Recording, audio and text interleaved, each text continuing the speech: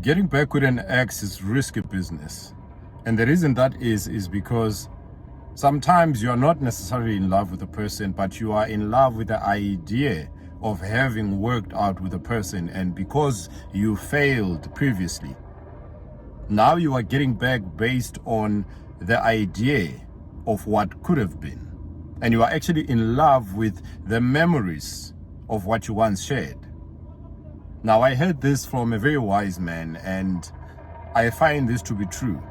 When you really study the reason why you want to get back with an ex, you'll realize that it's actually based on past experiences, the good times you've once shared, not necessarily because you are so madly in love or believe that they are the best thing you can find for yourself. You'll come to realize that you can actually do better, much, much better. But sometimes we settle for, I don't want to call it nonsense, but let's call it nonsense for a lack of a better word. You settle for nonsense simply because you do not know that they could be better out there. Les Brown once said, people settle for a known hell over unknown heavens. And that's what I've come to realize with most of us who've had past failed relationships. Now, you'll realize that you can actually do better because other people are doing better. There are people who have beautiful, wonderful relationships, but you are stuck.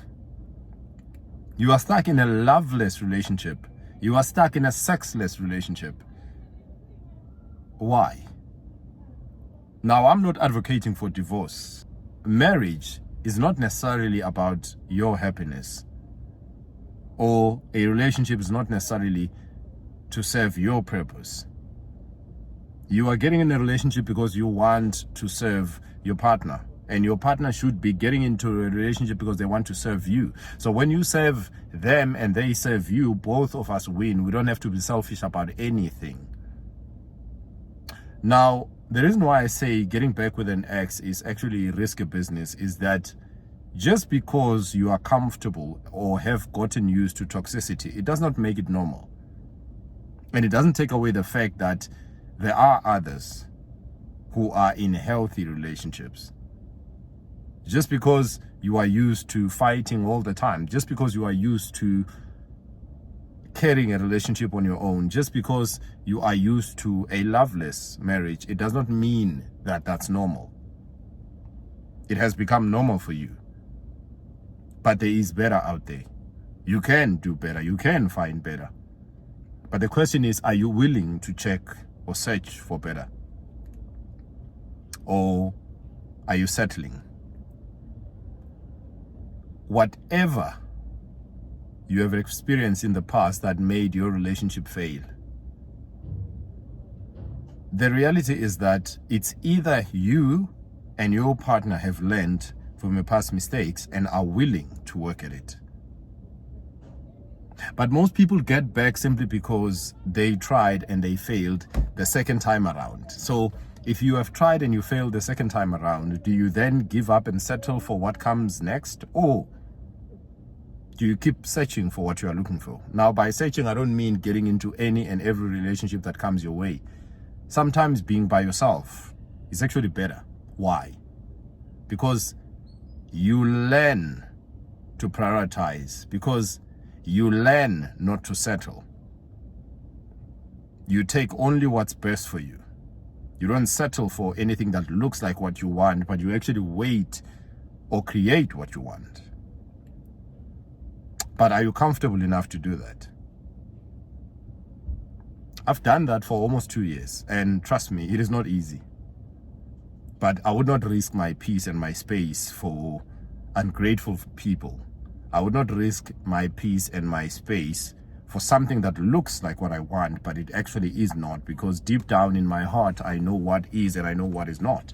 You know what is and what is not deep down in your heart. You know if you are settling or have actually hit the jackpot.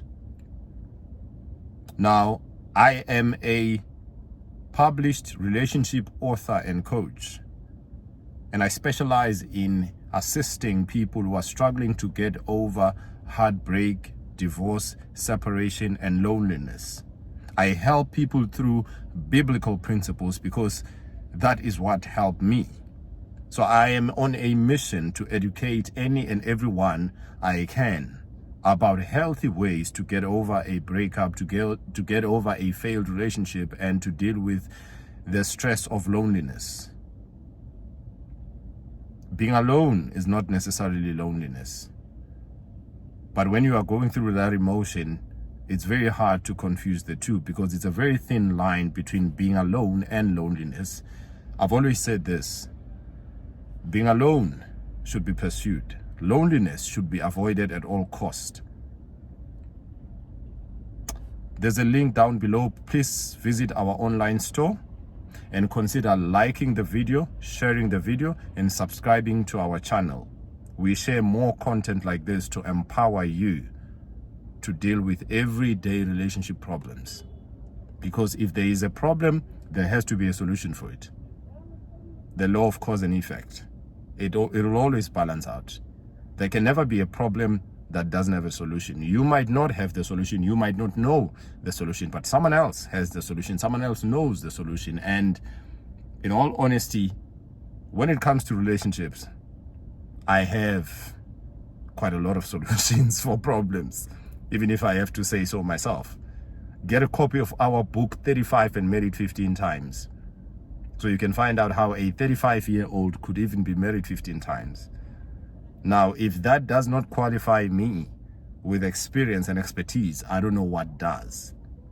May God bless you. May God keep you.